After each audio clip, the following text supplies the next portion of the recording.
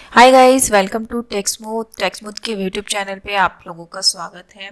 आज की वीडियो में मैं आपसे बात करने वाली हूँ जो इनकम टैक्स में बैंक शिफ्ट हुए हैं ई पे टैक्स ऑप्शन पे, उसके बारे में कि क्या उसमें भी कुछ लूपहोल है। मतलब मैं अगर आपको ये बोलूँ कि कुछ पेमेंट्स ऐसी थी जिसको मैंने वहाँ पे जाके करने की कोशिश करी, so I had faced a problem. So ये वीडियो बेसिकली सॉल्यूशन नहीं, एक प्रॉब्लम के लिए है जो मैंने फेस की। और अगर आपके पास इस प्रॉब्लम का सॉल्यूशन हो तो प्लीज़ मुझे डीएम करके ज़रूर बताइएगा। सो आइए वीडियो को स्टार्ट करते हैं। लास्ट वीडियो अगर आपको याद हो तो मैंने अपना शूट किया था कि अगर आपका जो है बैंक आईसीआईसीआई बैंक में अकाउंट है या कोटक में अकाउंट है या आईओबी है, देयर आर मल्टीपल बैंक्स जो 3 एनएसडीएल की वेबसाइट से स्विच होकर डिपार्टमेंट ने इनकम टैक्स की वेबसाइट पर डाल दिए हैं। इनकम टैक्स की वेबसाइट पर भी आपके ये बैंक्स जो डिपार्टमेंट ने स्विच किए हैं, यहाँ पर जब हमारा ई पे टैक्स का ऑप्शन आता है यहाँ पर डिपार्टमेंट ने वो बैंक शिफ्ट किए हैं। तो अगर आपको कोई टैक्स की पेमेंट करनी है, चाहे वो डायरेक्ट टैक्स है या फिर कोई एसटीटी का पेमेंट है या टीडीएस है, टीसीएस है, और वो आपको बैंक अपना 3 एनएसडीएल की वेबसाइट पे नहीं मिल रहा है, तो आप यहाँ पे इनकम टैक्स की वेबसाइट पे आके उसकी पेमेंट कर सकते हैं। तो ये मैंने अपनी लास्ट वीडियो में शेयर किया था। But now the problem is, जैसे मैंने बताया कि आप टीडीएस की पेमेंट कर सकते हैं, टीसीएस की भी पेमेंट कर सकते हैं। अब यहाँ पर प्रॉब्लम आ क्या रही है, डिपार्टमेंट ने जब इस पेमेंट का ऑप्शन दिया है तो उन्होंने बोला है कि अगर आपको इनकम टैक्स से रिलेटेड पेमेंट्स करनी है तो आप अपना पैन नंबर डालिए, और अगर आपको टीडीएस या टीसीएस से रिलेटेड पेमेंट करनी है तो आप अपना टैन नंबर कोड करिए। अगर हम अपना टैन नंबर कोड करते हैं तो जो नेक्स्ट विंडो आती है वो टीडीएस और टीसीएस से रिलेटेड आती है कि आपको कौन से सेक्शन में पे करना है, उसमें हम पर्टिकुलर सेक्शन सिलेक्ट करके अपना पेमेंट आगे प्रोसीड कर सकते हैं। और जब मैं पैन नंबर डालती हूँ तो मेरे पास जो है कुछ इस तरीके की विंडोज़ आती हैं कि मैं अपना इनकम टैक्स, जो मेरा सेल्फ असेसमेंट टैक्स है या एडवांस टैक्स है या टैक्स ऑन डिस्ट्रीब्यूटेड इनकम है, ये सब अगर मैं पे करना चाहती हूँ तो मुझे इस ऑप्शन में जाना है, या फिर मैं एसटीटी या सीटीटी ये सब पे करना चाहती हूँ तो मुझे इस ऑप्शन का यूज़ करना है, या फिर इस तरीके का अगर मेरा कोई टैक्स है तो मुझे इस ऑप्शन का यूज़ करना है।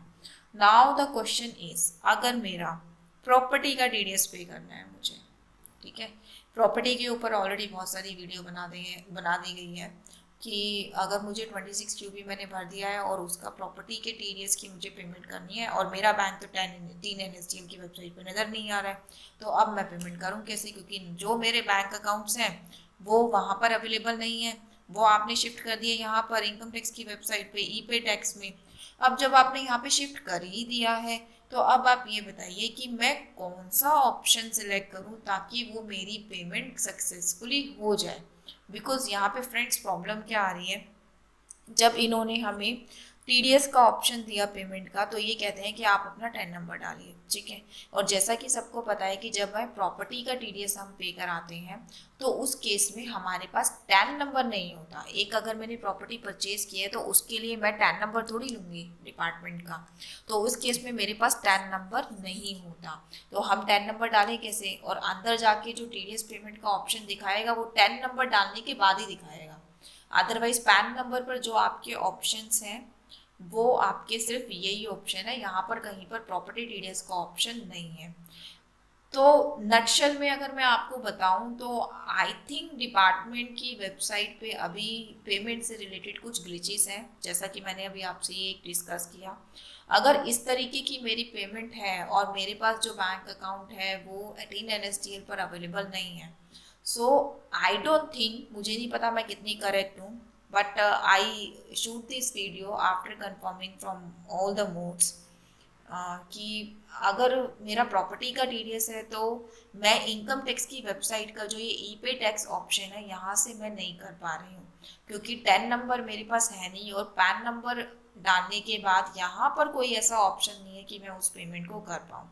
इसके रिगार्डिंग हमने कस्टमर केयर पर भी बात करी। नाउ द कस्टमर केयर का कहना है कि आपके पास टैन नंबर होना जरूरी है, but practically being a chartered accountant जितना मुझे पता है, आप एक प्रॉपर्टी परचेज करने अगर जा रहे हैं तो आप टैन नंबर थोड़ी लोगे उस चीज़ के लिए। सो आई थिंक डिपार्टमेंट को कुछ अपडेट्स लानी है इस चीज़ के रिगार्डिंग। तो आप भी अगर गूगल सर्फिंग कर रहे हैं कि आप कैसे पेमेंट करें कैसे पेमेंट करें, सो आई थिंक आप ऑफलाइन मोड में ही जाकर पेमेंट कर लीजिए, बिकॉज ऑनलाइन मोड में यहाँ पे थोड़ा ग्लिचेस है। अगर आपके पास इसका सॉल्यूशन है तो आप प्लीज़ मुझे मेरी वीडियो के कमेंट बॉक्स में कमेंट करके भी बताइएगा, सो दैट मैं भी अपडेट हो जाऊँ। So thank you so much. मैंने आज आपसे इस वीडियो में अपनी एक प्रॉब्लम शेयर करी है। होपफुली अगर आपको भी ये प्रॉब्लम आ रही है तो आप इसको फर्दर रिजॉल्व करने की कोशिश ना करें, क्योंकि ये डिपार्टमेंट की तरफ से ही ग्लिच है। थैंक यू सो मच मेरी वीडियो को देखने के लिए, और मेरे चैनल को सब्सक्राइब कर लीजिए अगर सब्सक्राइब नहीं किया है तो ज़रूर। Thanks a lot.